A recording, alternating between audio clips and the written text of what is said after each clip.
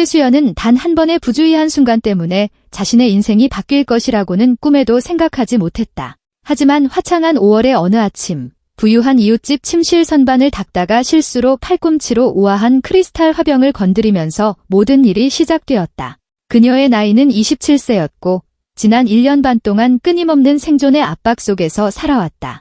남자친구가 그녀의 임신 사실을 알게 된 후 그녀가 책임이라는 단어를 채 말하기도 전에 삶에서 증발해버렸다. 그 후 최수연은 홀로 남겨졌다. 그녀는 아들 민준을 낳았다. 작고 무력한 그 아이는 그녀 존재의 모든 의미가 되었다. 어머니 박민혜 여사는 관절염을 앓고 있는 60세의 은퇴한 연금 수급자로 할 수 있는 모든 방법으로 그녀를 도왔다. 수연이 일자리를 찾아 도시를 헤매는 동안 손자를 돌봐주었다. 하지만 돌베기 아기를 데리고 괜찮은 직장을 구하는 것은 거의 불가능에 가까웠다. 고용주들은 유연한 근무 시간, 야근 가능성, 그리고 가족에 대한 책임이 없는 사람을 원했다. 하지만 수연에게는 밤에 깨고 아프고 끊임없는 관심과 보살핌이 필요한 어린아들이 있었다.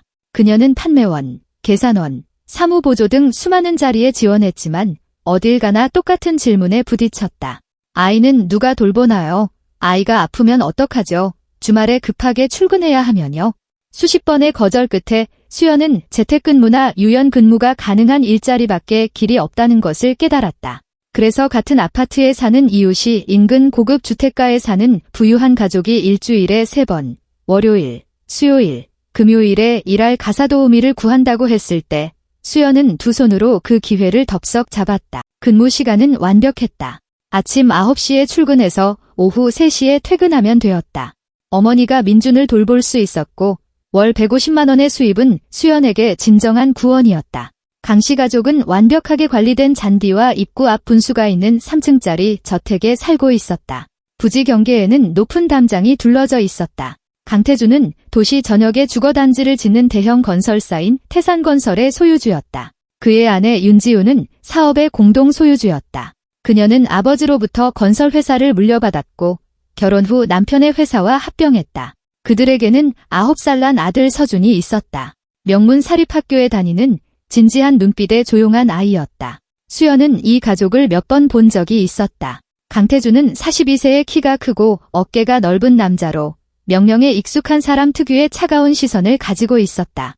그는 값비싼 양복을 입고 다녔고 톡 쏘는 향수 냄새가 났으며 고용인에게는 결코 인사하지 않았다. 아니, 아예 알아채지도 못했다. 38세의 윤지우는 남편과 정반대였다. 겉으로는 부드럽고 우아하며 잘 관리된 모습의 완벽한 헤어스타일과 값비싼 장신구를 하고 있었다. 하지만 그녀의 눈에서 수연은 강철 같고 꺾이지 않는 무언가를 발견했다. 그녀는 시련을 견뎌낼 줄 아는 여자였다. 첫 주 동안 수연은 기계처럼 일했다. 바닥을 광이 날 때까지 닦았고 가장 손이 닿기 힘든 곳의 먼지까지 제거했으며 욕실 위생기구를 수술실처럼 살균 소독했고 침대 시트를 세탁하고 다렸다. 창문도 닦았다. 집은 거대했다. 벽난로가 있는 거실, 주방 겸 식당, 강태준의 서재, 2층의 침실, 서준의 방, 손님방들, 그리고 지하의 헬스장까지 모든 것을 청소하는 데는 최소 5시간의 고된 노동이 필요했다. 그녀는 한 달에 150만 원을 받았다. 그녀에게는 엄청난 돈이었다. 이 돈으로 기저귀와 분유를 사고 공과금을 내고 약간의 저축까지 할 수 있었다. 민주는 쑥쑥 자랐고 매달 새로운 것이 필요했다. 한 치수 더 큰 옷, 신발, 감기에 걸렸을 때 필요한 약 같은 것들이었다. 오늘은 그녀의 8번째 근무일인 수요일이었다. 윤지우는 아침 일찍 어딘가로 나갔다. 수연은 그녀가 하얀색 제네시스 G90에 올라타 마당을 빠져나가는 것을 보았다. 강태주는 이미 출근했고 서준은 학교에 있었다. 집안은 수연의 이어폰에서 흘러나오는 조용한 음악과 진공청소기 소음만이 정적을 깰 뿐이었다. 그녀는 음악을 들으며 일하는 것을 좋아했다. 그러면 시간이 더 빨리 가는 것 같았다. 11시까지 1층 청소를 마쳤다. 주방은 깨끗하게 빛났고 거실에는 먼지 한 톨 없었으며 현관 바닥은 반짝였다. 수연은 물통과 걸레, 가구용 스프레이, 극세사 천을 들고 2층으로 올라갔다. 손님방부터 시작했다. 거의 아무도 쓰지 않는 곳이라 형식적인 청소면 충분했다. 그 다음 서준의 방으로 들어갔다.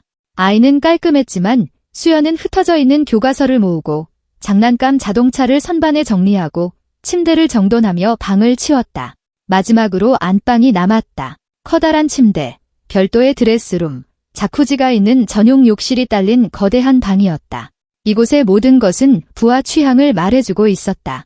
비단 커튼부터 벽에 걸린 그림, 페르시아 양탄자와 이탈리아 가구에 이르기까지. 수연은 이 방을 청소할 때마다 약간 위축되는 기분을 느꼈다. 자신 같은 사람에게는 너무나 호화롭고 닿을 수 없는 공간이었다.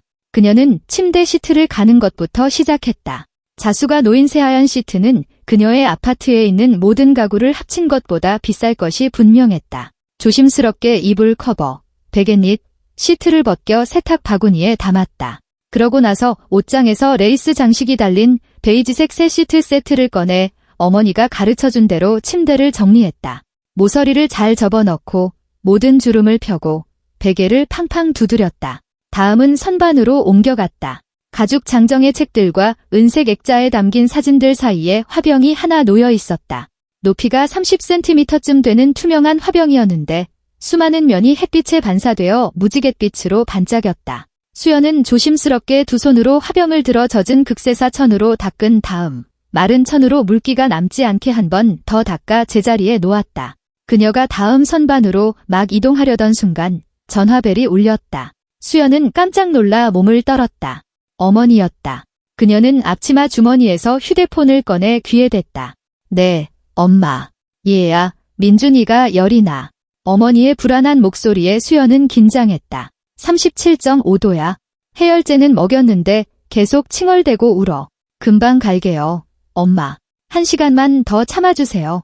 수연은 귀와 어깨 사이에 휴대폰을 끼운 채 계속 선반을 닦았다. 바로 그 순간 그녀의 팔꿈치가 화병 끝을 건드렸다. 모든 것이 슬로우 모션처럼 일어났다. 화병이 흔들리더니 선반에서 미끄러져 아래로 떨어졌다. 수연은 그것을 잡으려다 휴대폰을 떨어뜨리고 손을 뻗었지만 너무 늦었다. 크리스탈이 마룻바닥에 부딪히며 마치 크리스탈 폭탄이 터지는 듯한 소리를 냈다. 파편들이 온 침실에 흩어져 햇살에 수백만 개의 작은 다이아몬드처럼 반짝였다.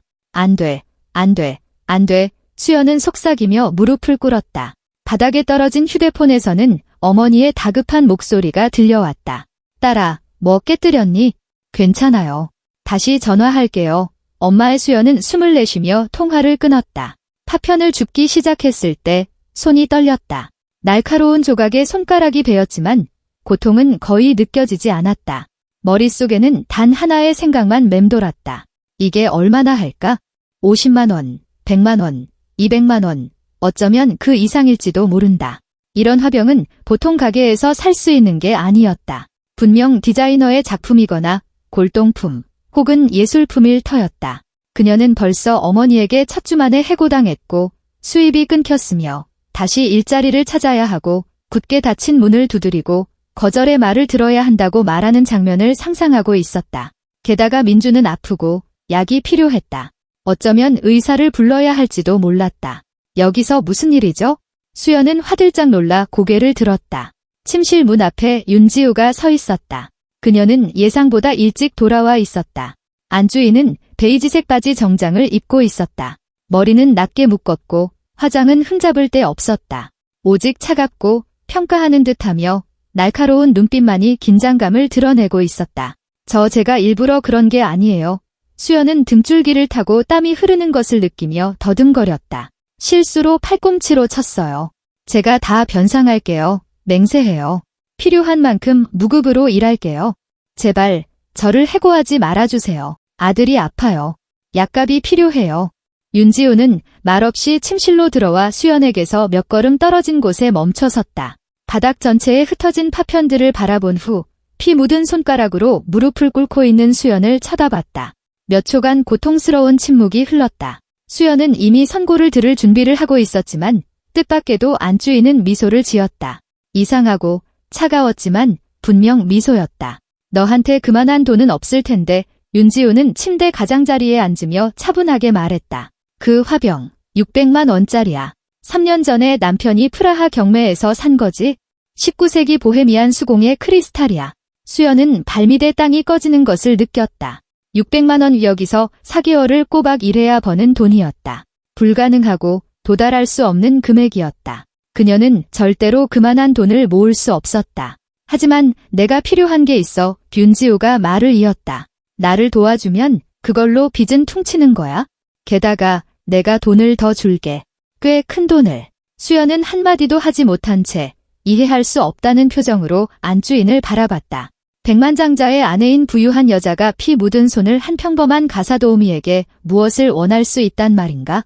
내 남편이 바람을 피워. 윤지우는 마치 날씨나 도로 교통 상황을 알리는 것처럼 평탄하고 거의 감정이 없는 목소리로 말했다. 자기 회사 여직원 중 한 명이랑 젊고 24살에 야심 있고 예쁜 애야.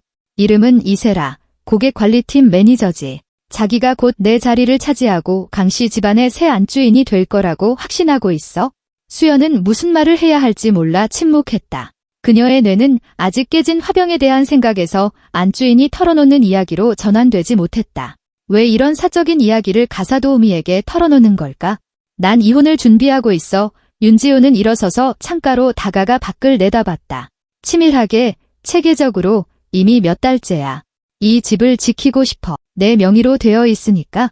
회사 지분도 내 몫을 지키고 싶어. 나도 공동 소유주고 그 사람 못지않게 내 사업이기도 해. 그리고 아들 서준이의 단독 양육권을 얻고 싶어. 자기 바람 피우는 걸 숨기지도 않는 아버지랑 같이 살게 할 순 없어. 그리고 난 강태준이 단순한 바람둥이가 아니라 횡령범이라는 것도 증명하고 싶어. 횡령범이요? 수연은 점차 정신을 차리며 되물었다. 회사 돈을 자기 애인한테 쓰고 있어? 법인카드로 아파트를 얻어주고 선물 사주면서 접대비로 처리하고 컨설팅 비용이라는 명목으로 돈을 송금하기도 해? 윤지우는 수연을 향해 돌아섰고 그녀의 눈에서 강철 같은 빛이 번쩍였다. 그리고 난 그걸 증명할 거야. 그가 도둑이라는 걸 자기 회사, 그러니까 내 돈까지 훔치고 있다는 걸 증명할 거라고. 그런데 제가 무슨 상관이죠? 수연은 마침내 입을 열며 이 모든 상황에 온몸이 떨리는 것을 느꼈다. 탐정을 고용할 수는 없어. 윤지우는 침대로 돌아와 다시 앉으며 설명했다. 강태준이 내 모든 지출을 감시하고 있거든. 모든 이체 내역, 모든 큰 구매를 다 봐해. 내가 사설 탐정사무소에 의뢰하면 바로 알게 될 거야. 그리고 알게 되면 흔적을 지우고 서류를 숨기고 재산을 다른 사람 명의로 돌리기 시작하겠지. 난 기습의 이점을 잃게 돼. 수연은 안주인이 무슨 말을 하려는지 이해하기 시작했고 그 사실에 불안해졌다. 하지만 가사도우미는 윤지우는 수연의 눈을 똑바로 쳐다보며 말을 이었다. 투명인간이지. 아무도 신경 쓰지 않는 사람. 다른 사람들에게는 감춰진 것을 보고 들을 수 있는 사람. 넌 바닥을 닦고 먼지를 털고 옷을 세탁하고 남편 서재를 청소해. 집안 모든 곳에 접근할 수 있어? 넌 그의 재킷 주머니에 뭐가 있는지, 그가 어떤 영수증을 버리는지, 책상 위에 어떤 서류를 남겨두는지 볼 수 있어. 넌 거리에서 그를 눈에 띄지 않게 미행할 수도 있고. 제가 당신 남편을 미행하길 원하시는 건가요? 수연은 이 상황이 현실이라는 것을 믿을 수 없다는 듯 조용히 말했다. 증거를 모아주길 원해. 윤지우는 단호하게 대답했다. 그가 집에 남겨두는 영수증, 청구서, 서류들을 사진 찍어. 법정에서 유용할 수 있는 세부 사항들을 기억해둬. 언제 집을 나가는지, 누구를 만나는지, 전화로 무슨 말을 하는지 기록해. 모든 건 합법적인 범위 내에서. 휴대폰 해킹이나 도청 없이 그냥 표면에 드러나 있는 것들. 가족 구성원이라면 누구나 접근할 수 있는 것들만. 수연은 입을 벌린 채 침묵했다. 이건 미친 짓이었다. 순전히 미친 짓. 하지만 동시에 그것은 기회이기도 했다. 믿을 수 없고 두렵고 위험하지만 그래도 기회였다. 그 대가로 윤지우는 몸을 앞으로 숙였다. 내가 현금으로 500만 원을 줄게. 아무런 서류 없이 화병 빚은 탕감해주고. 그리고 넌 계속 여기서 일하는 거야. 월급은 150이 아니라 200만 원으로 올려서. 모든 게 끝나고 내가 원하는 조건으로 이혼하게 되면 우리 회사 사무실에 정식 직원으로 취직시켜줄게. 4대 보험, 연차, 병가 다 보장되는 제대로 된 자리로. 비서나 사무보조, 필요한 건 뭐든 가르쳐줄 수 있어.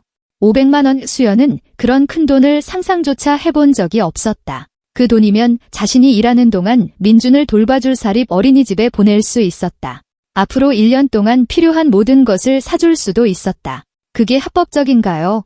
그녀는 안주인을 보며 조용히 물었다. 제가 이것 때문에 감옥에 가진 않겠죠? 완벽하게 합법적이야. 윤지우는 확신에 차 말했다. 내일 내 친한 친구인 김도현 변호사를 만나게 될 거야. 그 사람과는 이혼 후에 성공 보수를 주기로 얘기가 다 됐어. 그가 모든 걸 설명하고 지시해 줄 거야. 넌 철저히 법의 테두리 안에서만 행동하고 법정에서 사용할 수 있는 증거만 수집하게 될 거야.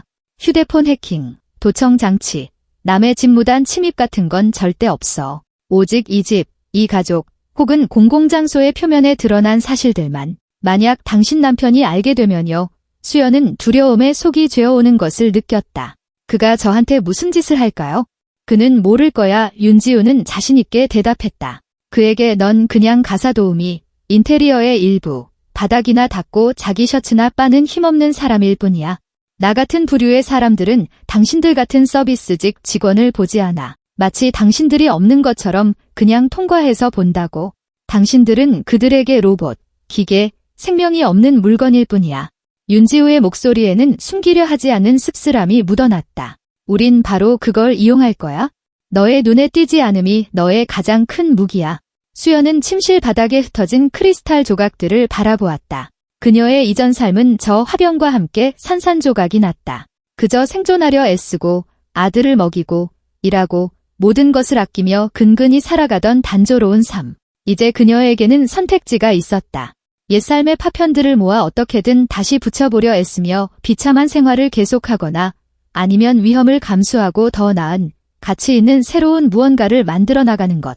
그녀는 아침에 잠에서 깰 때의 민준의 미소, 퇴근하고 돌아오면 자신에게 팔을 뻗는 모습, 만약 돈이 더 많았다면 그의 미래가 어떨지를 생각했다. 하겠습니다. 이수연은 고개를 들고 안주인의 눈을 똑바로 쳐다보며 단호하게 말했다. 윤지우는 고개를 끄덕였고 대화가 시작된 이래 처음으로 수연은 그녀의 눈에서 안도감, 심지어 감사함과 비슷한 것을 보았다. 넌 똑똑한 아가씨야. 수연식. 윤지우는 일어서며 말했다. 내 눈을 보면 알아. 넌 관찰력이 좋고 세부 사항을 잘 보고 사소한 것들을 기억하잖아. 바로 그래서 내가 필요한 거야. 카메라와 도청 장치를 든 사설 탐정이 아니라 그저 주변에서 일어나는 일을 볼 줄 아는 평범한 여자가. 변호사님은 언제 만나면 되나요? 수연은 아드레날린이 온몸에 퍼지는 것을 느끼며 물었다. 내일 오후 4시. 사무실 주소를 줄게. 아이 없이 혼자와 대화는 1시간 정도 걸릴 거야. 그가 모든 걸 자세히 설명해주고 질문에 답해주고 구체적으로 뭘 해야 할지 알려줄 거야. 윤지우는 핸드백에서 명함을 꺼내 수연에게 건넸다. 이제 이 파편들 치우고 손가락 상처 소독해. 구급상자는 욕실에 있어. 그리고 평소처럼 계속 일해. 강서방한테는 화병 얘기 한마디도 하지 마. 내가 실수로 깼다고 할 테니까. 물론 소리는 지르겠지만 내가 가끔 덜렁대는 거엔 익숙하니까. 윤지우가 침실을 나간 후 수연은 변호사의 명함을 손에 쥔 채 반짝이는 크리스탈 조각들을 바라보며 한동안 꼼짝 않고 서 있었다.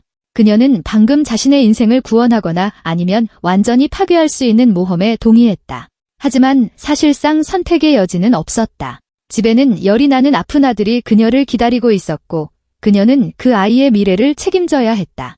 만약 그러기 위해 남의 부부싸움에서 비밀 요원이 되어야 하고 바람피운 백만장자에 대한 증거를 모아야 한다면 그녀는 준비가 되어 있었다. 그녀는 이 위험을 감수할 것이다. 수연은 욕실에서 구급상자를 찾아 과산화수소로 상처를 소독하고 반창고를 붙였다. 그러고 나서 쓰레받기와 빗자루를 들고 침실로 돌아왔다. 가장 작은 조각까지 화병의 파편을 조심스럽게 모아 신문지에 여러 겹 싸서 주방 쓰레기통에 버렸다. 그 후 진공청소기로 미세한 조각들을 빨아들이고 대걸레로 바닥을 광이 날 때까지 닦아 자신의 이전 삶의 마지막 흔적을 지웠다. 새로운 삶은 바로 지금, 이 순간, 이 집에서 시작되고 있었다. 그리고 최수연은 그 삶을 맞이할 준비가 되어 있었다. 다음 날 목요일, 수연은 민준을 어머니에게 맡기고 윤지우의 변호사를 만나기 위해 시내로 향했다. 아들의 열은 수요일 저녁에 내렸고 박 여사는 걱정 말라며 딸을 안심시켰다. 수연은 임신 전에 샀던 짙은 회색의 단정한 원피스를 꺼내 입고 약간의 화장까지 했다. 겁먹은 소녀가 아니라 자신이 무엇을 하려는지 아는 여자처럼 진지하고 당당하게 보이고 싶었다. 김도현 변호사의 사무실은 현대적인 비즈니스 센터 7층에 있었다. 수연은 엘리베이터를 타고 올라가 법률 상담이라는 명패가 붙은 문을 찾아 조심스럽게 노크했다. 문을 연 사람은 40대 중반의 남성이었다. 키가 크고 짧게 깎은 머리에 희끗희끗한 새치가 보였으며 단정한 검은색 정장을 입고 있었다. 진지하고 의지가 강해 보이는 얼굴에 눈빛은 주의 깊고 탐색적이었다. 최수연 씨 되십니까? 그가 물었고 그녀가 고개를 끄덕이자 안으로 안내했다. 들어오시죠. 앉으세요. 윤지우 사모님께 상황은 이미 들었습니다. 저는 김도현입니다. 사무실은 품격 있지만 과하지 않게 꾸며져 있었다. 가죽 소파, 육중한 책상, 법률 서적으로 가득 찬 책장, 벽에 걸린 몇 개의 학위증, 커피와 종이 냄새가 났다. 수연은 책상 맞은편 의자에 앉아 무릎 위에 놓인 핸드백을 꼭 쥐었다. 김도현 변호사는 책상에 앉아 노트북을 열고 차분하고 사무적인 어조로 말하기 시작했다. 첫째 그리고 가장 중요한 점입니다. 수연 씨가 하는 모든 일은 철저히 합법적인 테두리 안에서 이루어져야 합니다. 불법적인 방법, 도청, 휴대폰이나 컴퓨터 해킹은 절대 안 됩니다. 만약 우리가 불법적인 방법으로 증거를 확보하면 법원은 이를 채택하지 않을 것이고 오히려 수연 씨가 책임을 져야 할 수도 있습니다. 이해하셨습니까? 네. 수연이 고개를 끄덕였다. 수연 씨는 오직 공개된 정보만을 수집하게 될 겁니다. 변호사가 말을 이었다. 가사도우미로서 합법적인 접근 권한이 있는 집 안에 있는 것들 말이죠. 재킷 주머니나 쓰레기통에 있는 영수증, 서재 책상 위의 서류들. 당신이 있는 곳에서 오가는 대화들은 기억했다가 전해주시면 됩니다. 집안에서 보는 것들을 사진 찍는 것 또한 당신의 휴대폰으로 찍고 숨겨진 카메라를 설치하지 않는 한 합법적입니다. 김도현 변호사는 책상 서랍에서 상자에 담긴 새 스마트폰을 꺼내 수연에게 건넸다. 이건 업무용입니다. 카메라 성능도 좋고 저장 공간도 큽니다. 중요하다고 생각되는 건 뭐든 이걸로 촬영하세요. 레스토랑 영수증, 청구서, 서류, 선물 포장지, 메모 같은 것들. 불륜이나 회사 자금의 부적절한 사용을 증명할 수 있는 모든 것을요. 수연은 휴대폰을 받아들며 그 무게를 느꼈다. 이것은 현실이었다. 그녀는 정말로 이 작전의 일부가 되었다. 구체적으로 뭘 찾아야 하죠? 그녀가 물었다. 불륜의 증거입니다. 우 변호사가 나열했다. 메시지 내역. 열려있는 휴대폰이나 태블릿을 보게 된다면요. 이세라 씨와 함께 간 레스토랑 영수증, 호텔 청구서, 선물, 보석, 꽃 등 애정관계를 암시하는 모든 것입니다. 그리고 두 번째는 재정 비리입니다. 강태주는 회사 돈을 애인에게 쓰고 있습니다. 증거가 필요해요. 법인카드로 결제된 아파트 임대 계약서, 회사 계좌에서의 자금 이체 내역, 이세라 씨에게 간 현금, 업무 비용으로 처리되었지만 실제로는 그렇지 않은 구매 내역들. 만약 제가 우연히 그들의 대화를 듣게 되면요. 수연이 했다. 녹음해도 되나요? 대화가 당신이 합법적으로 머무는 집 안에서 이루어지고 당신이 특별한 도청 기술 장비를 사용하지 않는다면 네, 가능합니다. 휴대폰의 녹음 기능은 특수 장비가 아니라 일반적인 기능이니까요. 하지만 그냥 기억했다가 저나 윤지우 사모님께 전해주시는 편이 더 좋습니다.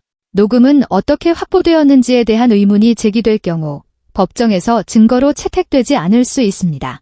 이어지는 1시간 동안 김도현 변호사는 수연에게 무엇을 어떻게 해야 하는지, 어떤 서류가 특히 중요한지, 무엇에 주의를 기울여야 하는지 상세히 설명했다. 수연은 한마디도 놓치지 않으려 애쓰며 열심히 들었다.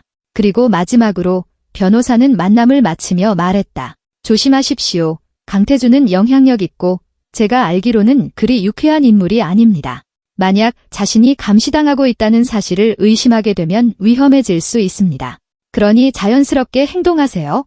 평범한 가사도우미처럼 행동하십시오. 불필요한 질문이나 호기심은 금물입니다. 당신은 그저 당신의 일을 할 뿐입니다. 수연은 긴장감에 몸이 굳어지는 것을 느끼며 고개를 끄덕였다.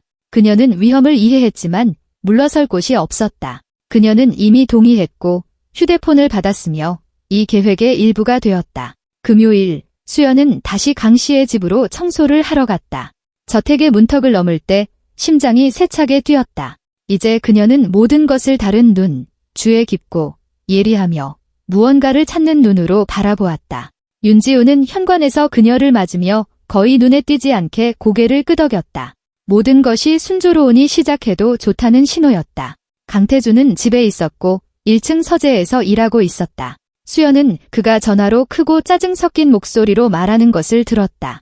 견적서 다시 만들라고 했잖아. 이미 합의된 게 무슨 상관이야?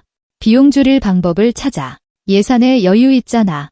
그거 쓰라고. 수연은 평소처럼 거실 청소부터 시작했다. 카페2에 진공 청소기를 돌리고 가구를 닦고 창문을 청소하면서도 동시에 귀를 기울이고 관찰하고 세부 사항을 기록했다. 거실 테이블 위에는 고급 플라워샵 로고가 찍힌 꽃다발 포장지가 널브러져 있었다. 수연은 새 휴대폰으로 포장지 라벨을 찍었다. 아마도 이세라를 위한 선물일 것이다. 그 다음 위층 침실로 올라가 세탁할 더러운 옷들을 모으기 시작했다. 세탁 바구니에는 강태준의 하얀색 고급 셔츠가 있었는데 옷깃에 선명한 붉은색 여성 립스틱 자국이 묻어 있었다.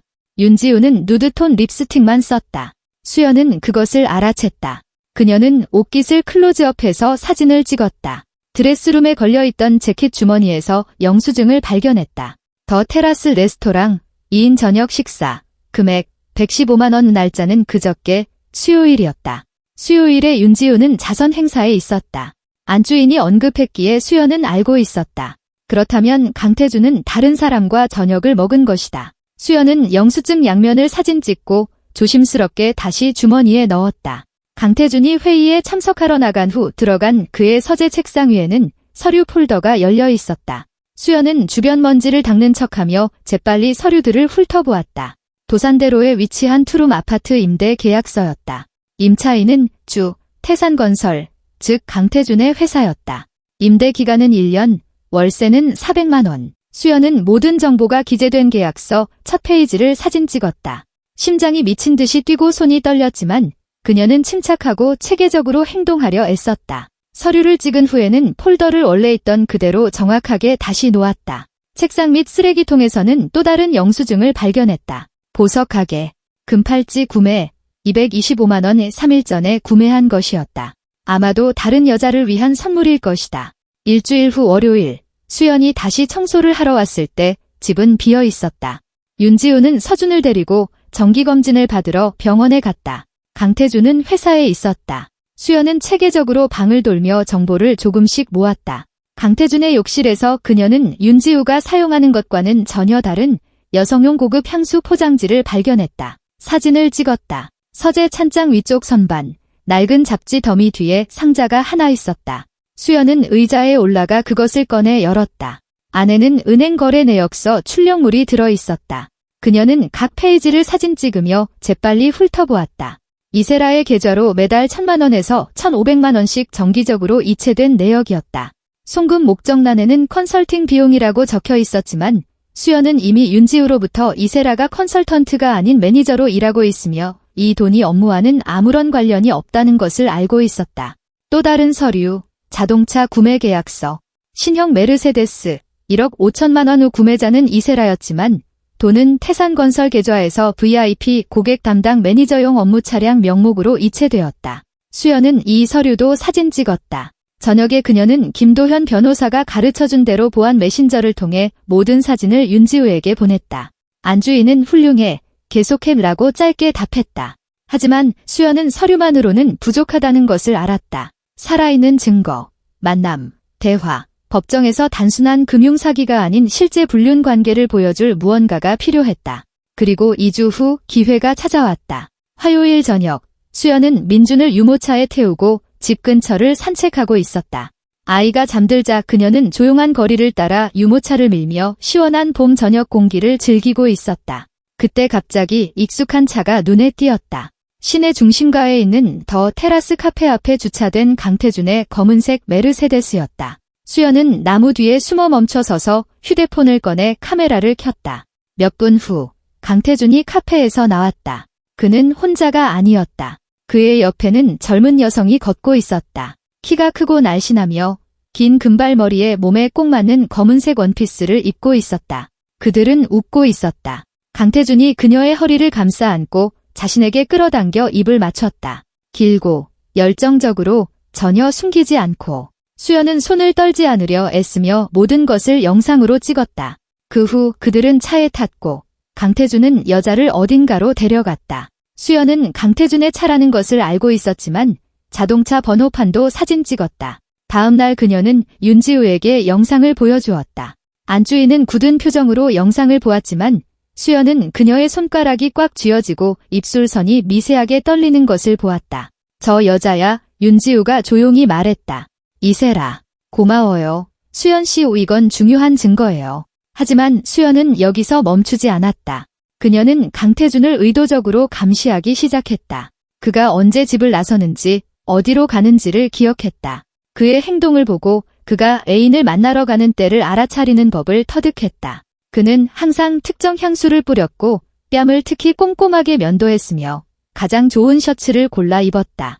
어느 목요일, 수연이 서재를 청소하고 있을 때 책상 위에 놓여있던 강태준의 휴대폰이 진동했다.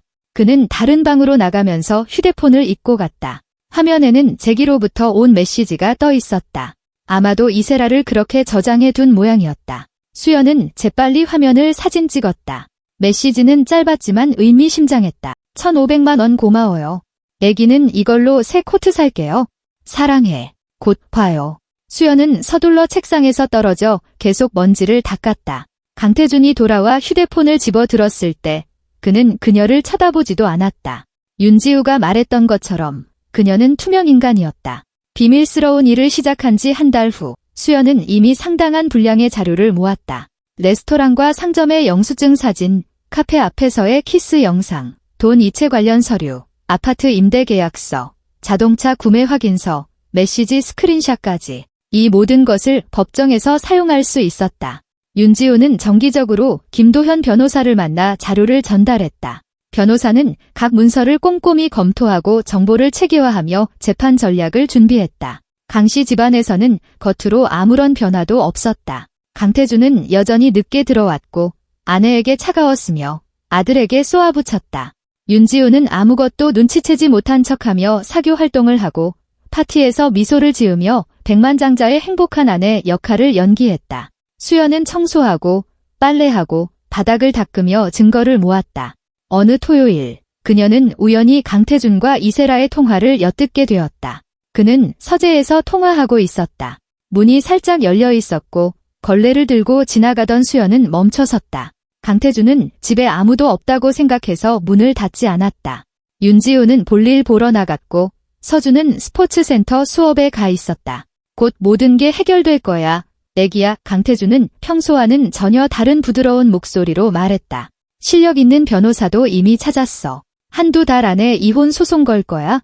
윤지우는 최소한만 받게 될 거고 내가 다 알아서 할게. 그럼 우린 꿈꿔왔던 것처럼 같이 사는 거야? 이 집은 팔고 내가 원하는 곳에 우리 새 집을 살게. 수연은 문 뒤에 서서 숨을 죽인 채 휴대폰 녹음기로 대화를 녹음했다. 강태준이 통화를 마치고 전화를 끈 차 그녀는 재빨리 자리를 떠나 액자 먼지를 닦는 척했다. 저녁에 그녀는 녹음 파일을 윤지우에게 전달했다. 안주인은 침묵 속에서 들었고 그녀의 눈은 점점 더 차가워졌다. 내가 최소한만 받을 거라고 생각하는군. 녹음이 끝나자 윤지우가 말했다. 벌써 모든 계획을 다 세워놨네. 하지만 그건 착각이야. 최소한을 받게 될 사람은 바로 그 사람이고 난 법적으로 내게 주어진 모든 걸 받을 거야. 아니, 그 이상을. 수연은 윤지우가 변하는 것을 보았다. 겉으로는 차분하고 우아하고 침착함을 유지했다. 하지만 내면에서는 차갑고 단단한 자신감이 자라나고 있었다. 이 여자는 전쟁을 준비하고 있었고 이길 작정이었다. 그리고 수연은 그녀의 가장 중요한 무기였다. 눈에 띄지 않고 조용하지만 효과적인. 그녀는 계속해서 일하며 증거를 모았고 이 집에서 투명인간으로 지냈다. 그리고 날이 갈수록 강태준에 대한 자료는 점점 더 두꺼워졌다. 2주가 더 지난 후 수연의 기억에 특히 선명하게 남는 일이 일어났다. 그녀는 강태준의 침실을 청소하고 있었다. 안주인은 업무 미팅에, 강태준은 현장에 나가 있었다. 드레스룸에 걸려있던 강태준의 양복 중 하나에서 그녀는 열쇠를 발견했다. 12호라고 쓰인 열쇠고리가 달린 평범한 아파트 열쇠였다. 수연이 이미 서류를 사진 찍었던 바로 그 임대 아파트의 열쇠였다. 도산대로 47번지 12호. 이세라를 위한 사랑의 보금자리. 수연은 열쇠를 사진 찍고 다시 주머니에 넣었다. 이제 그들은 모든 증거를 가지고 있었다. 불륜, 횡령, 거짓말, 기만. 강태준에 대한 소송은 거의 준비가 끝났다. 결정적인 일격을 가할 적절한 순간을 기다리는 것만이 남았다. 그리고 윤지우는 이미 작전의 마지막 단계를 준비하고 있었다. 수연은 그녀의 긴장감, 변호사와의 잦은 만남, 남편을 대하는 차갑고 무심한 태도에서 그것을 느낄 수 있었다. 폭풍이 다가오고 있었다. 그리고 수연은 그 폭풍의 한가운데에 서서 강태준의 거짓 제국을 무너뜨려야 할 모든 카드를 손에 쥐고 있었다. 수연이 도산대로 아파트 열쇠를 발견한 순간부터 3주가 더 흘렀다. 5월은 서서히 6월로 접어들었고 도시는 녹음으로 우거졌다. 화단에는 꽃이 피어났지만 강씨 집안에는 긴장감이 쌓여갔다. 이세라는 무언가 잘못되어가고 있음을 감지하기 시작했다. 수연이 그녀를 실제로 처음 본 것은 수요일이었다. 젊은 애인이 업무상 용무를 핑계로 집에 찾아온 날이었다. 윤지우는 집에 없었다. 그녀는 서준을 데리고 치과에 갔고 강태준은 업무 협의를 핑계로 이세라를 초대한 것이었다. 이세라는 정말로 아름다웠다. 키가 크고 날씬하며 긴 금발이 어깨 위로 파도처럼 흘러내렸고 완벽한 화장에 값비싼 옷차림이었다. 그녀는 자신감 넘치고 거의 도발적인 태도로 마치 이미 이 집의 완전한 주인이라도 된 것처럼 집 안을 훑어보았다. 수연이 거실을 청소하고 있을 때 그들은 강태준의 서재로 들어갔다. 문을 완전히 닫지 않아 대화 조각들이 들려왔다. 태준 씨, 봄이 끝나기 전에 다 해결하겠다고 약속했잖아요. 이세라의 불만 섞인 목소리는 요구하는 투였다. 벌써 6월인데 아직도 질질 끌고 있잖아요. 숨어서 만나고 몰래 기다리는 거 지긋지긋해요. 애기야, 조금만 더 참아줘. 강태준의 목소리는 부드럽고 달래는 듯했다. 나도 노력하고 있어? 윤지우가 요즘 이상하게 굴어. 뭔가 의심하는 것 같아. 느낌이 그래? 조심스럽게 행동해야 해. 뭘 의심할 수 있겠어요? 이세라가 콧방귀를 뀌었다. 아무것도 눈치 못 채고 자기 자선 사업이랑 사교 모임에나 바쁘다고 했잖아요. 보기보다 똑똑한 여자야. 강태준의 목소리에 평소와 다른 불안한 기색이 스쳤다. 그리고 회사 공동 소유주라는 거 잊지 마. 파고들기 시작하면 골치 아픈 것들을 찾아낼 수도 있어. 무슨 것들이요? 이세라의 목소리가 경계심으로 가득 찼다. 내가 상관할 일 아니야. 강태준이 퉁명스럽게 말을 잘랐다. 내가 알아서 다 해결할게. 그냥 시간 좀 줘. 수연은 아무것도 듣지 못한 척하며 계속 선반의 먼지를 닦았다. 하지만 속으로는 환호했다. 강태준이 초조해하기 시작했고 발밑이 흔들리는 것을 느끼고 있었다. 좋은 징조였다. 이세라가 떠날 때 그녀는 현관에서 수연의 옆을 스쳐 지나가며 쳐다보지도 않았다. 이세라 같은 사람들에게 가사도우미는 가구의 일부, 무생물에 불과했다. 하지만 수연은 그녀의 달콤하고 느끼한 바닐라 향수와 불만스럽고 짜증나고 불안해 보이는 표정을 기억했다. 그날 저녁, 윤지우는 서준과 함께 집에 돌아왔다. 아이는 병원 방문 후 창백하고 지쳐 보였다. 교정기를 막 시작한 참이었다. 윤지우는 아들이 침대에 눕는 것을 도와주고 옆에 앉아 머리를 쓰다듬어 주었다. 수연은 빨래 바구니를 들고 아이 방을 지나가다 그 장면을 보았다. 가슴이 뭉클했다. 윤지우는 좋은 엄마였고 다정하고 세심했다. 하지만 강태준은 병원 방문이 어땠는지 아들 기분이 어떤지 묻지도 않았다. 그는 서재에 앉아 전화 통화를 하며 업무를 처리하고 있었다. 다음 주, 긴장감은 새로운 국면에 접어들었다. 강태준은 더 공격적이고 짜증이 늘었다. 보고서를 들고 집에 찾아온 직원들에게 소리를 질렀다. 수연은 그가 전화로 누군가를 맹비난하며 무능함을 탓하고 해고하겠다고 위협하는 것을 들었다. 하지만 최악은 서준을 대하는 태도였다. 토요일 아침 식사 때 아이가 실수로 주스를 쏟자 강태준은 폭발했다. 조심 좀 할 수 없어? 몇 번을 말해야 알아들어? 이제 뭐든 흘리고 다닐 만큼 어리지 않잖아. 서준은 움츠러들었고 눈에는 눈물이 고였다. 윤지우는 말없이 일어나 냅킨을 들고 식탁을 닦기 시작했다.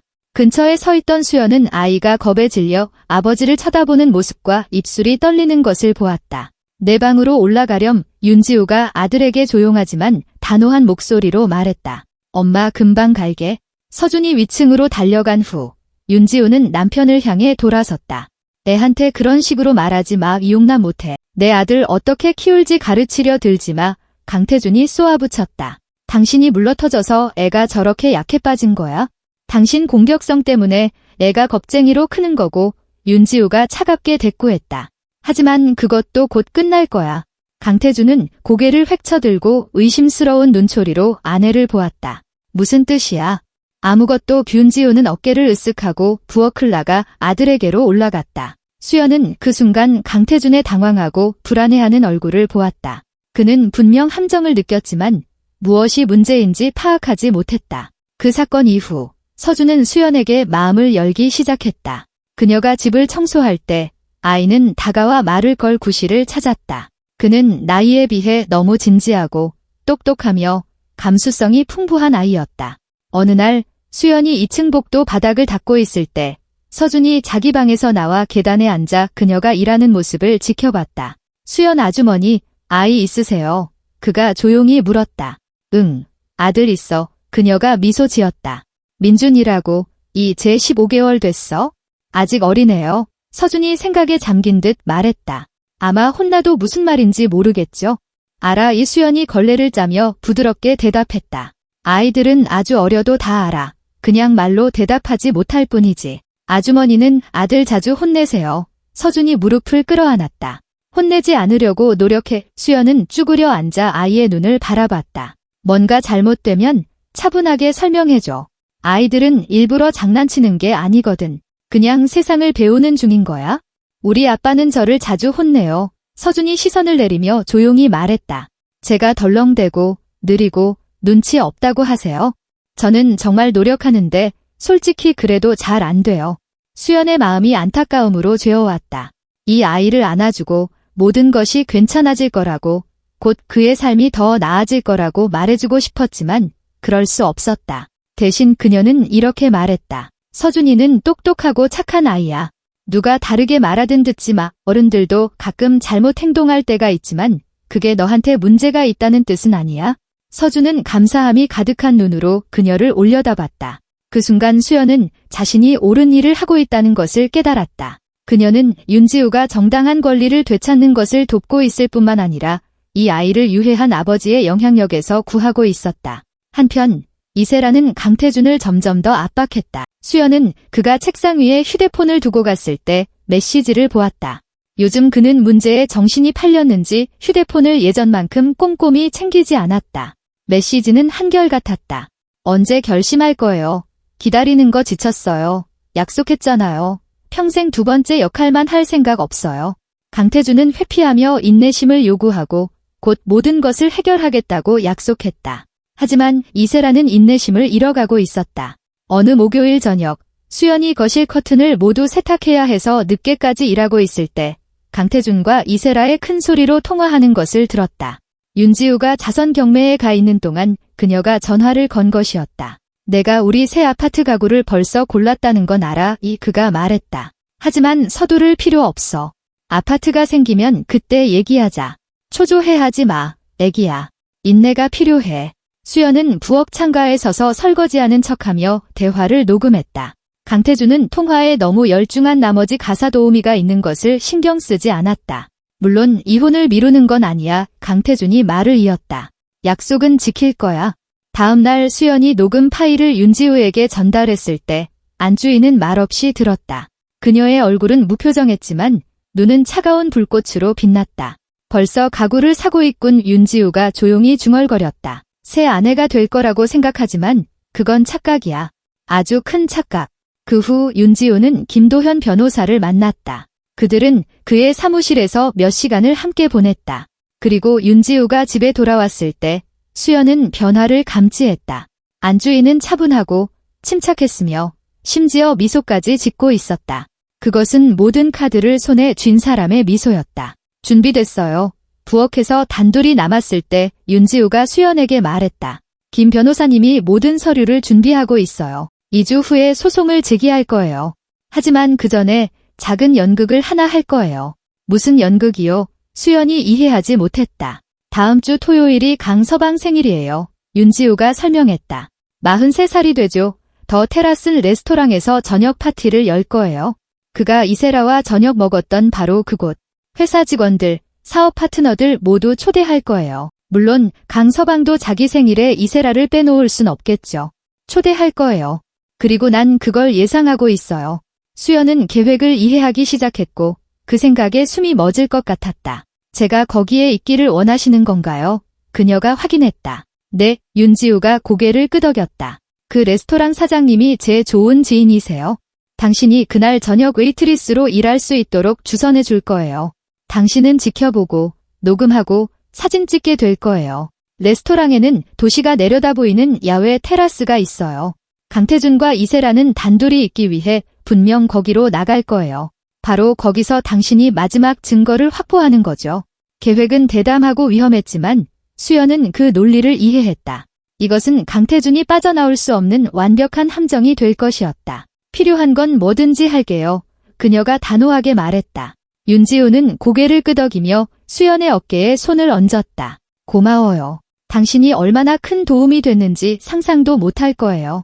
당신 없이는 이 모든 증거를 모으지 못했을 거예요. 당신이 나와 내 아들을 구한 거예요. 수연은 따뜻한 감정이 속에서 퍼져나가는 것을 느꼈다. 그녀는 중요한 일을 하고 있었다. 정의를 회복하는 것을 돕고 있었다. 그리고 곧 모든 것이 끝날 것이었다. 강태준은 죗값을 치를 것이고 윤지우는 자신의 삶에 대한 통제권을 되찾을 것이며 서준은 유해한 아버지로부터 보호받게 될 것이다. 토요일을 기다리며 마지막 작전을 수행하는 것만이 남았다.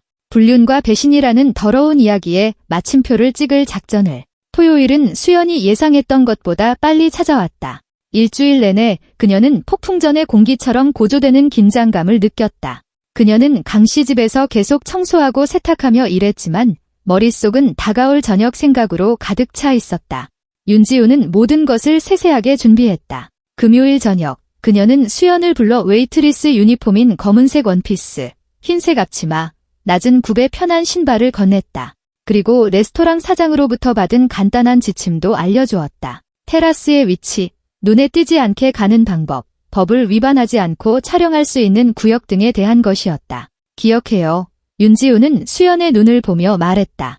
당신은 웨이트리스예요. 손님을 응대하고 음료를 가져다주고 접시를 치우는 특별할 것 없는 일이죠. 만약 강태준이나 이세라가 테라스로 나가면 테이블을 치우거나 다른 손님을 응대한다는 핑계로 따라 나갈 수 있어요. 테라스는 열린 공공장소니까 거기서 일어나는 일은 기록할 수 있어요. 수연은 한마디 한마디 기억하며 고개를 끄덕였다. 그녀는 이 순간의 중요성을 이해했다. 이것은 계획의 마지막 부분이었다. 윤지우가 결정적인 일격을 가하기 전에 마지막 악장이었다. 토요일 아침, 수연은 민준을 어머니에게 맡기며 늦게 돌아올 것이라고 일러두었다. 박 여사는 자세한 것을 묻지 않았다. 딸이 연회에서 아르바이트를 한다고 했고 그것으로 충분했다. 민준은 이제 걷는 법을 배워 통통한 다리로 아파트를 아장아장 돌아다니며 알 수 없는 말을 옹알거렸다. 수연은 떠나기 전 아들에게 듬뿍 뽀뽀를 해주었다. 오후 5시까지 그녀는 더 테라스 레스토랑에 도착했다. 시내 중심에 위치한 야외 테라스가 있는 곳이었다. 레스토랑 사장인 이 사장, 인심 좋게 생긴 50대 남성이 직원 출입구에서 수연을 맞았다. 윤지우 사모님께서 다 설명해 주셨습니다. 그가 그녀를 직원실로 안내하며 말했다. 오늘 테라스에서 일하게 될 겁니다. 손님은 많지 않을 거예요. 주로 신선한 공기를 쐬고 싶은 분들이겠죠. 당신의 임무는 그들을 응대하는 것이지만 동시에 주시해야 합니다. 오늘 저녁의 주인공 중 누군가 그곳으로 나온다면 당신의 일을 하세요. 수연은 옷을 갈아입고 유니폼을 입었다. 거울에는 평범하고 눈에 띄지 않는 웨이트리스가 비쳤다. 완벽했다. 눈에 띄지 않을수록 좋았다. 손님들은 저녁 7시부터 도착하기 시작했다. 수연은 샴페인 잔이 담긴 쟁반을 들고 테라스 입구에 서 있었다. 그녀는 레스토랑 메인홀로 들어가는 사람들을 보았다. 강태준의 사업 파트너, 태산건설 직원들, 그들 서클의 부부 몇몇, 모두 화려하게 차려입고 미소를 지으며 손에는 선물을 들고 있었다. 윤지우는 7시 30분경에 나타났다. 그녀는 숨막히게 아름다웠다. 몸매를 강조하는 에메랄드색 드레스, 이브진 머리, 우아한 장신구, 얼굴의 미소는 완벽했지만 진실을 아는 수연은 그녀의 눈에서 차가움을 보았다. 그것은 완벽하게 쓰여진 사랑하는 아내의 가면이었다. 강태준은 동료들과 함께 도착했다. 그는 값비싼 검은색 정장을 입고 있었고 만족스럽고 자신감 넘치는 표정이었다. 축하를 받고 악수를 하고 손님들을 껴안았다. 윤지우 옆에서는 형식적이고 거의 무심하게 굴었다. 체면상 그녀의 뺨에 입을 맞췄지만 온기는 없었다. 수연은 그의 시선이 마치 누군가를 기다리는 것처럼 계속 입구를 향하는 것을 알아챘다. 그리고 10분 후 그녀가 나타났다. 이세라.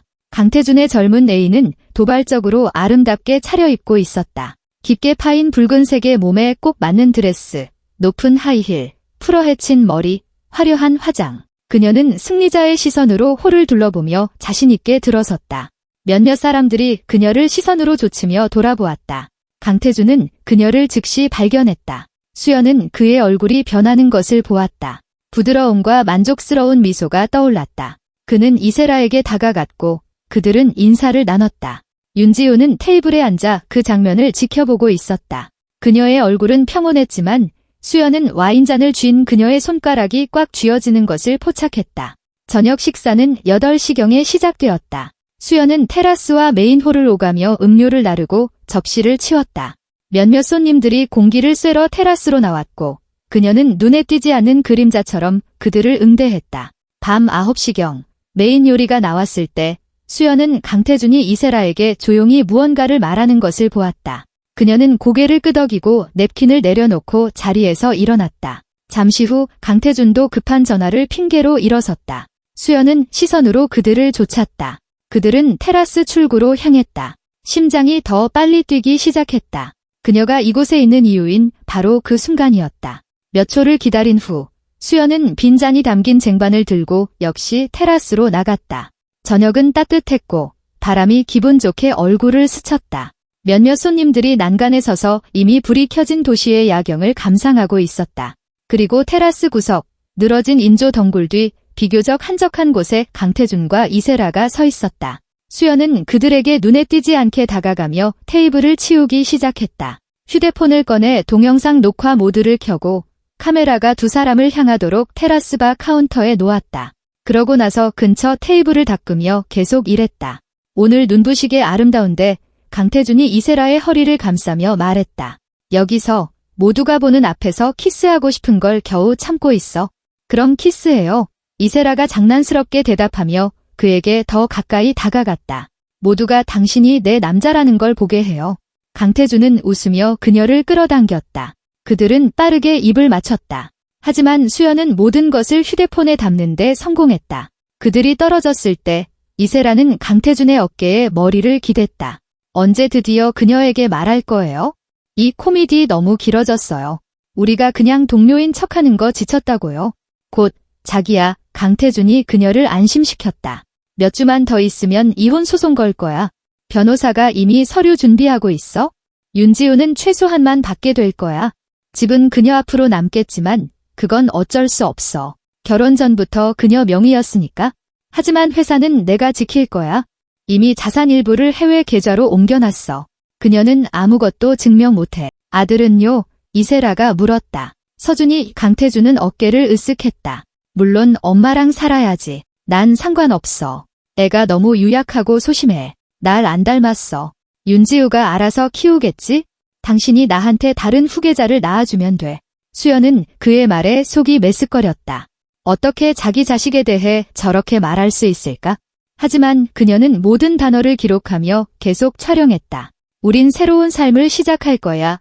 강태준이 이세라를 자신 쪽으로 돌리며 말을 이었다. 우리 회사가 짓고 있는 새 단지의 펜트하우스로 이사 갈 거야. 최고의 아파트, 최고의 전망. 당신은 여왕처럼 살게 될 거야. 약속할게. 내가 벌써 가구 골랐던 거 기억하죠? 이세라가 미소 지으며 물었다. 하얀색 침실, 거대한 드레스룸. 모든 게 완벽할 거예요. 거봐, 강태준이 그녀를 다시 껴안았다. 우린 벌써 함께할 삶을 계획하고 있잖아. 그리고 저건, 그는 윤지우가 앉아있는 홀 쪽으로 고개를 까딱했다. 곧 과거가 될 거야.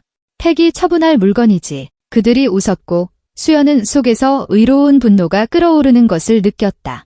이 남자는 자기 아내, 자기 아이의 어머니를 폐기 처분할 물건처럼 이야기하고 있었다. 그는 그녀의 사업을 훔치고 정당하게 그녀의 것인 것을 빼앗을 계획을 세우고 있었다. 그는 아들에 대해서는 생각조차 하지 않았고 마치 아이가 짐이라도 되는 듯 무심하게 말했다. 수연은 몇 분 더 영상을 찍어 그들의 모든 말, 모든 키스, 모든 고백을 기록했다. 그러고 나서 조심스럽게 바 카운터에서 휴대폰을 집어들고 홀로 돌아왔다. 윤지우는 테이블에 앉아 손님 중 한 명과 대화하며 웃고 있었다. 하지만 수연이 지나갈 때 그들의 시선이 순간 마주쳤다. 수연이 거의 눈에 띄지 않게 고개를 끄덕였다. 윤지우는 알아들었다.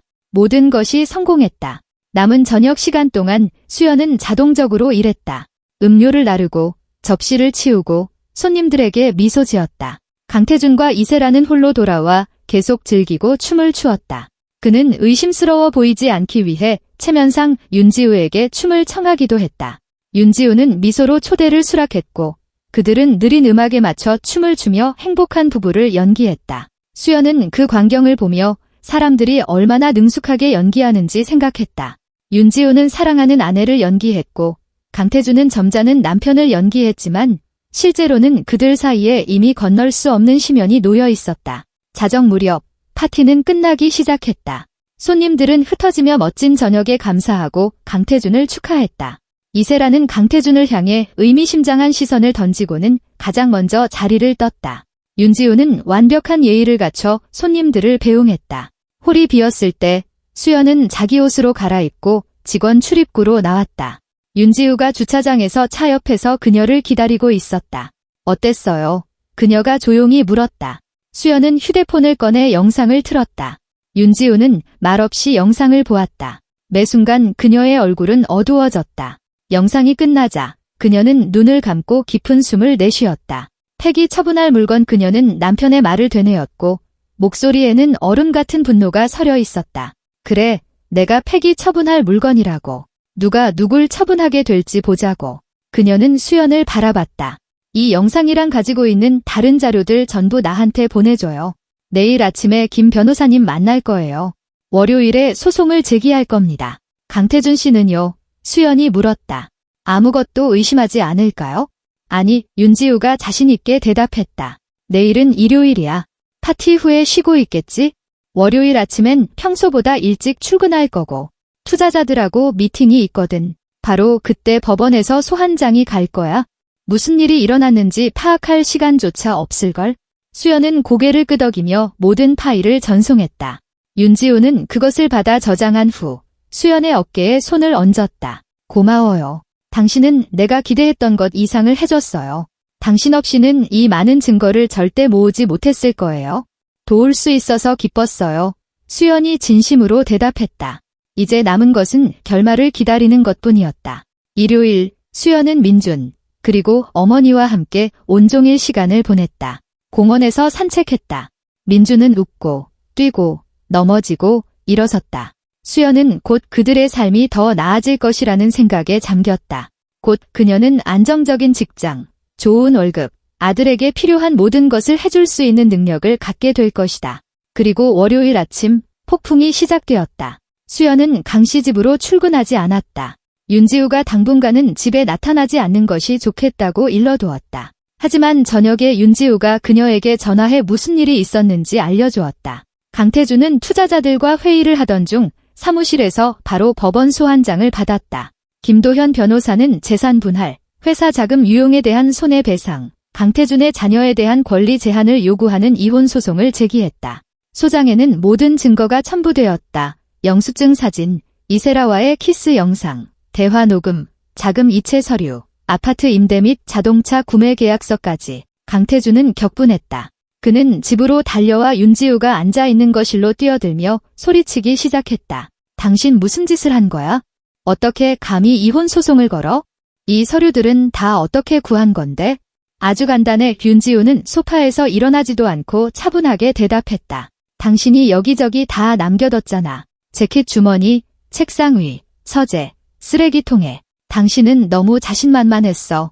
강태준. 내가 아무것도 눈치채지 못할 거라고 생각했겠지? 하지만 난 알아챘고 당신의 불륜과 절도에 대한 증거를 모았어. 무슨 절도? 강태준이 으르렁거렸다. 당신은 회사 돈을 당신 애인에게 썼어.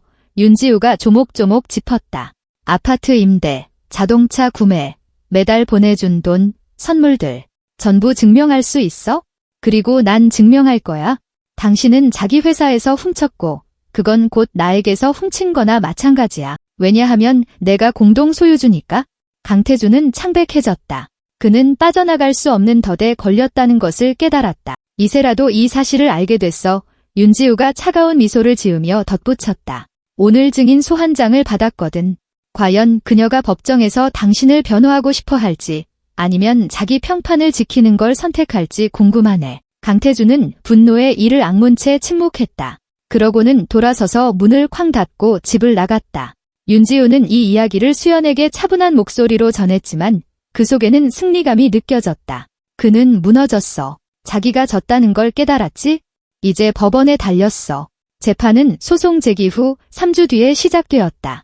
그동안 많은 일이 있었고 수연은 윤지우로부터 정보를 얻으며 사건의 전개를 지켜보았다. 강태준은 도시 최고의 변호사들을 고용하려 했지만 김도현 변호사가 한 수 위였다.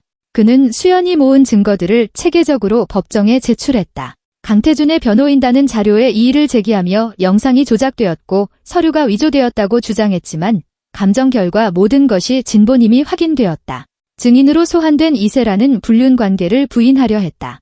그녀는 강태준과의 관계가 순전히 업무적이었으며 모든 만남이 일과 관련되었다고 주장했다. 하지만 키스 영상과 공동 아파트 가구를 고르고 있다는 그녀 자신의 말이 담긴 영상이 공개되자 그녀는 당황했다. 증언이 엇갈리기 시작했고 스스로 모순에 빠졌다. 전 몰랐어요. 그녀는 자신의 평판을 지키려 애쓰며 마침내 내뱉었다. 그는 이혼이 이미 결정된 사안이라고 했어요. 저를 속인 거예요. 그 재판 이후 이세라의 평판은 완전히 무너졌다. 직장 동료들은 그녀에게서 등을 돌렸다.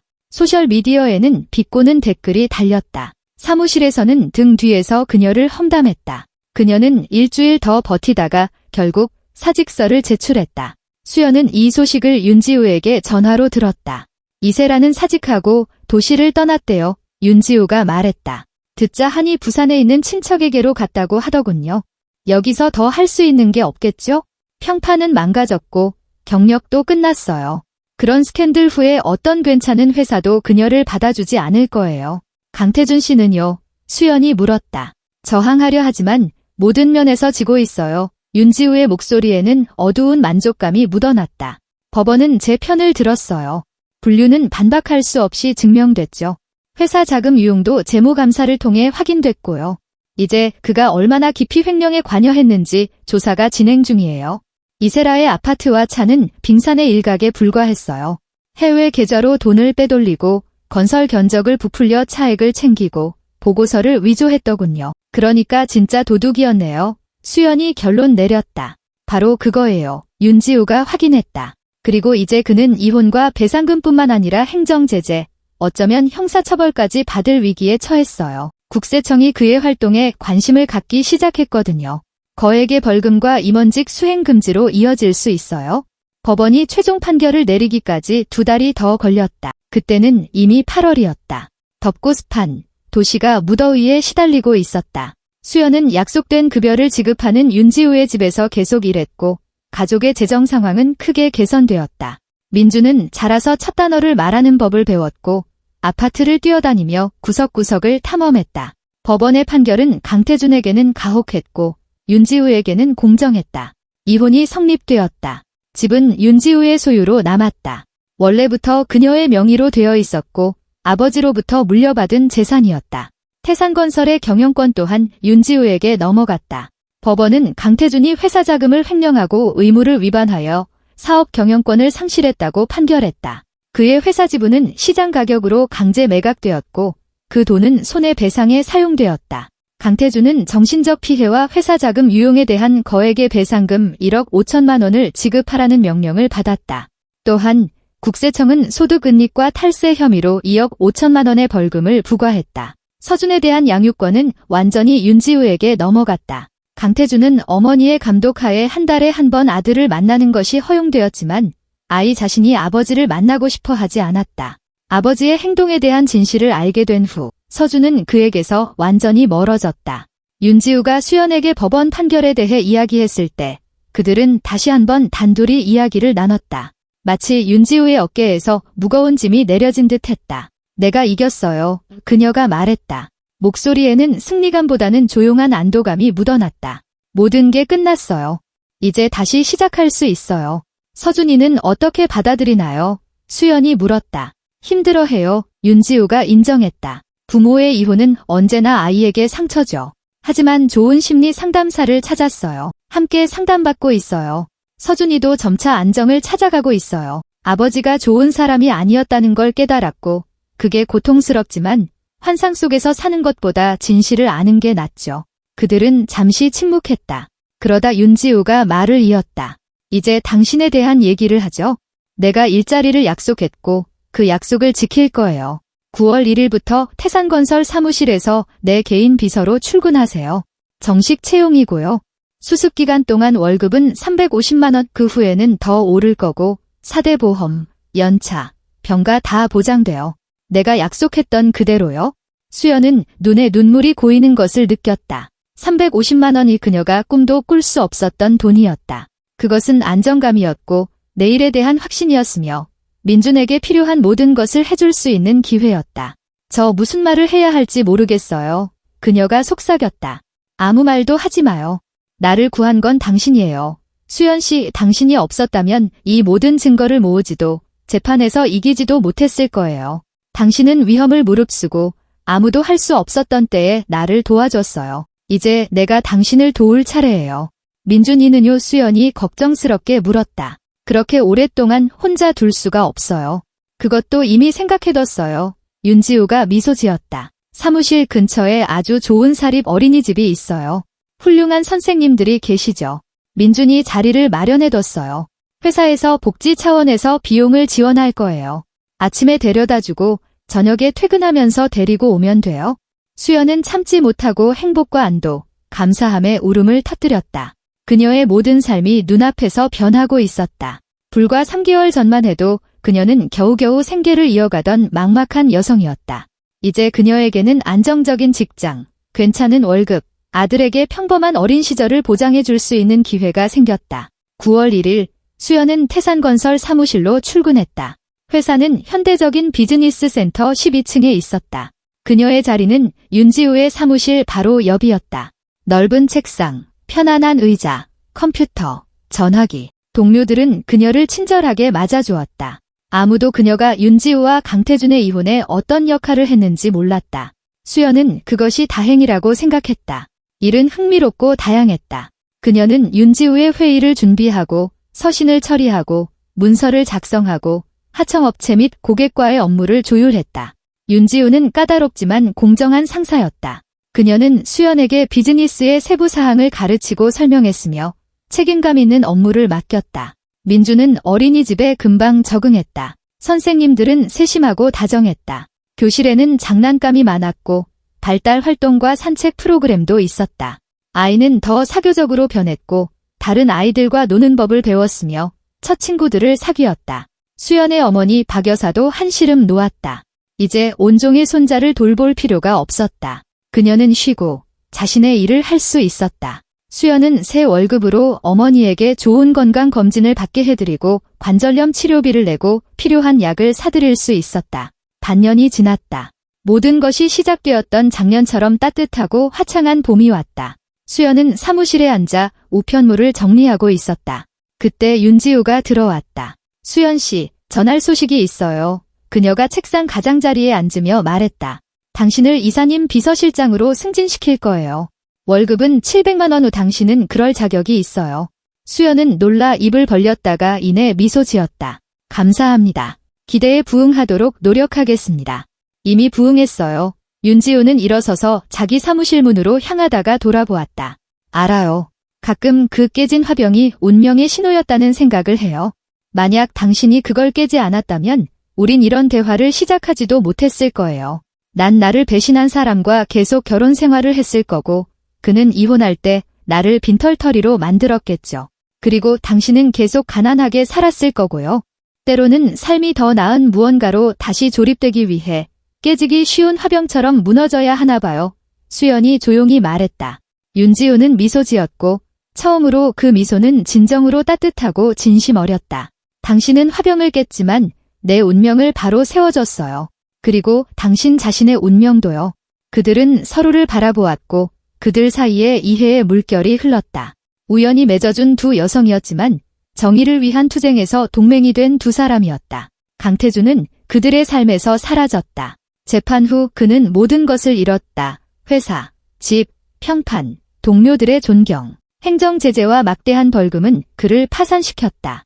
그는 차를 팔고 빚을 갚아야 했다. 수연이 그에 대해 마지막으로 들은 소식은 그가 작은 건설회사에서 월급 500만 원을 받는 중간 관리자로 일하고 있다는 것이었다. 한때 수십억을 주무르던 사람에게 그것은 추락이었다. 이세라는 도시에 다시 돌아오지 않았다. 그녀는 부산에서 새로운 삶을 시작했고 어떤 회사에서 일자리를 구했지만 이전의 야망은 잊어야 했다. 그녀의 이야기는 남의 남편을 통해 편한 삶을 꿈꾸는 다른 젊은 여성들에게 경고가 되었다. 서주는 건강하고 행복한 소년으로 자랐다. 심리상담은 그가 부모의 이혼 트라우마를 극복하는 데 도움이 되었다. 윤지우는 아들을 사랑과 보살핌으로 감쌌지만 응석바지로 키우지는 않았고 책임감과 자립심을 가르쳤다. 그 봄날 저녁, 수연은 어린이집에서 민준을 데리고 집으로 향했다. 수연은 미소 지으며 아들을 바라보며 지난 1년 동안 그들의 삶이 얼마나 많이 변했는지 생각했다. 그녀는 때로는 삶이 다시 조립되기 위해 무너져야 한다는 윤지우의 말을 떠올렸다. 그것은 사실이었다. 오래된 삶은 그 크리스탈 화병처럼 산산조각이 났다. 하지만 그 파편들로 새롭고 단단하며 진정한 무언가가 조립되었다.